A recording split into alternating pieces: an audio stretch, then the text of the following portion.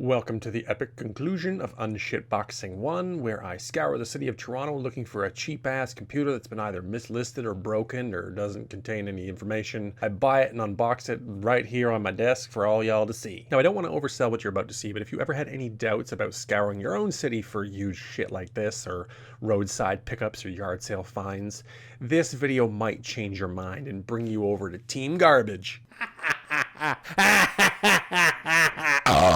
Okay, so quick recap for those of you who don't want to go back and watch part 1, which is totally cool. Here are the 4 systems that I had to choose from for my last browse fest. The first system we had was an ad for a monitor, keyboard, and mouse combo, but also had a broken computer sort of as a footnote. And they said, hey, if you want to pay me an extra $30, you can take the computer. So I messaged the person, I said, I'll give you $20 for the computer, just as is, nothing but. Second system, which I'll call Mystery Nest, was an Antec Earthwatt 650 watt power supply, which I was able to discern from the picture, plus a P5Q motherboard, some old ass NVIDIA graphics card, probably an 8800 GTX, and 4 sticks of RAM. Could have been 1 gig, could have been 2 gig. 2 of them had heat spreaders, so my guess it would be that it's actually a 6 or an 8 gig system. Thirdly, we had a guy who was actually selling about 20 systems or so, all the same supposedly, that had a Phenom 2 clocked at 2800 megahertz, which means it could have either been a dual core, a tri-core, or a quad core. I actually emailed him. He confirmed it was a quad core. It was a B93, which is pretty much a clone of the one I have in the actual shitbox over there, the Phenom 2 925 quad core, with an AM3 motherboard, as I also found out, which is of pretty good quality. It's Asus, no non-proprietary connectors, and a 500 gigabyte hard drive, I think, and 4 gigs of RAM. So that was definitely a contender at $65 a unit, and being that he had many of them, I was considering buying a lot and talking him down per unit. And lastly, we had an i3 nondescript system in a Cooler Master Elite 330 case for $75, at least that's what I offered them. So those were the 4 main leads that I had to choose from. So which one did I go for? Drum roll. And of course, me being a man of mystery who enjoys a good treasure hunt, I went for the cheapest possible one. And the lady that was selling the $30 broken piece of shit replied and said $20 was fine and that I can come pick it up on Sunday, which I did, and here I am now. I haven't done it. Well, without further ado, let's take a look at what I found when I opened it. And yes, I am filming this portion afterwards because reasons. All right, so I'm back from my little trip, and as you can see, I have the purchased, procured shitbox in my possession right now. We are going to find out together exactly what's in here and how well I did for a grand total of $20. Let's remove the thumb screws and take a look. Oh God, that's dust. Okay, well, the best I can do, with the dog's barking in the background, is pull everything out and see if I can clean it one piece at a time. So the motherboard is a P887SMLX from Asus. That's really new. That's 8 series chipset. Okay, let's take off this fucking disgusting cooler. Oh my God, this is so gross. Look at the dust. It's a layer of thick dust. That right there is supposed to be heatsink fins that you see there, but no, it's just brown. So we have thermal paste over top of the CPU here. I'm gonna get a paper towel here and wipe it off. And this thing, oh, camera's falling. A little pro tip here from a professional. Make sure the dust in the vicinity has been at the very least blown away before you open the socket cover, because you don't want to get dust inside of it. So I'm gonna go get some compressed air. Okay, that's good enough. All right, let's pull it out.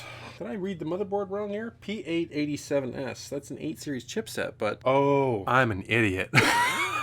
It's not an 87 series. It's a P8B75. I saw 87S, but it's still a B75 motherboard, and it's a B75 motherboard with a USB 3 header on board. That's kind of neat. Only 2 DIMM slots here. Let's pull everything else out so you guys can have a better look. But anyway, so there's the i3 2120. I'm not sure how well that's going to focus. Now let's get the rest of this shit off. By the way, this looks like a pre-built, so to speak, by MDG, which is a computer company that operated here in Canada. Okay. Oh, here we go. Oh, it's tight in there, and I just cracked something. Like, it's fully out of the slot, but something in the bracket back here is holding it in. Oh, that's what happens when you get shitty tripod. I gotta take it off the desk for a minute, guys. I'm gonna give it some elbow grease. Got it. Okay, looks like I was able to pull it out without damaging anything, and it would appear that this graphics card is a 5450, so largely useless. I might be able to get $10 for this. Very slowly, very carefully, let's unscrew the motherboard. Help if I disconnected all the shit at the bottom. There's our little motherboard. We're going to see if this works in a little bit. And the RAM, for the record, appears to be a single Kingston stick of, I don't know. We'll have to boot it up and see.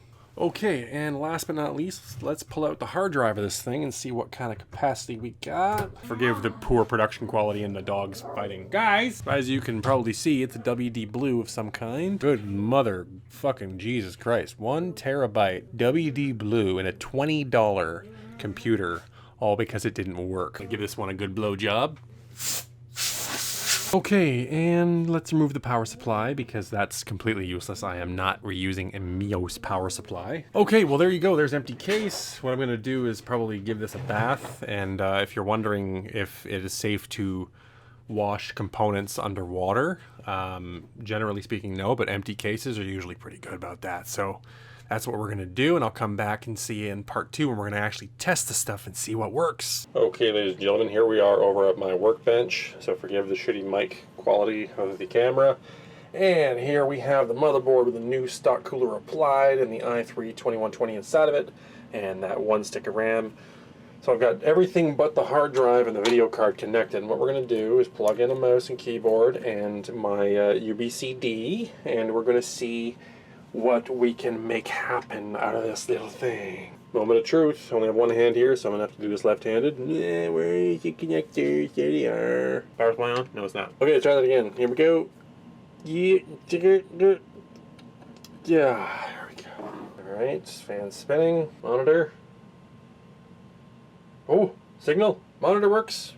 Motherboard works, processor works, 4 gigs of RAM, oh my goodness. Oh my god. New CPU install, please enter setup to configure your bullshit. Look at that. Beautiful, fully functional, well, at least as far as I know so far, B75 motherboard with an i3-2120, 4 gigs of RAM for 20 bucks. Wow, wow. So let's hook up the hard drive and see if that works as well, along with my boot SSD. See if we can get into Windows and see what's what. Okay, here we are again. This time we're going to take UBCD out. And now we have 2 drives connected, the 1 terabyte hard drive that came with the system, plus my standard boot SSD that has Windows 10 on it. We're going to let that take the lead for this test. And let's see if we can hit delete real fast to get into the BIOS. And, okay, it already has the SSD booting first. Okay, here we are at my test desktop.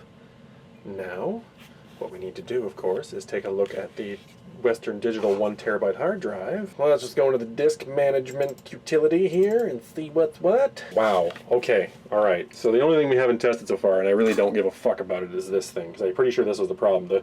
The woman who reported the computer as being broken said that she couldn't get video. My guess is this is fucked. So let's throw it back to the desk and we'll give a sum up of this venture. I'd say this is a pretty big fucking success. I bet you all are jealous. Look what I got for 20 bucks, motherfucker. Okay.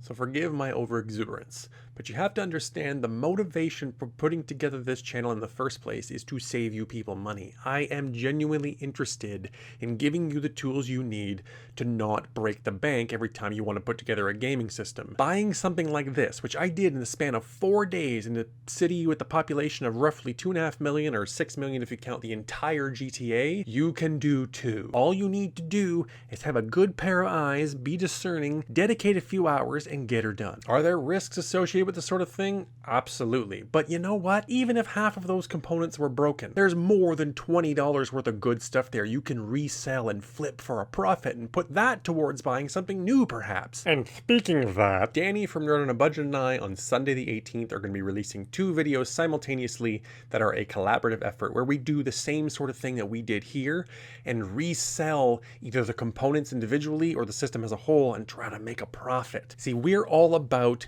giving you a leg up in this open market. And if you can find a fair and equitable and non-skeezy way to put another couple $100 in your pocket to put towards a new build, we want to help you do that. Anyhow, guys, thanks again for watching. I'm not one to beg for upvotes and likes, but they do help a lot. And I hate to be one of those guys that's like, yeah, smash the like button. No, no, no. I want you to hit the like button or the upvote button if you like what I have to say. If you believe in this channel, you believe in the concept, and you want to help people out there, college students, people who are not necessarily well or gainfully employed, then please do it. Thank you very much for your viewership. I'll see you again in the next one.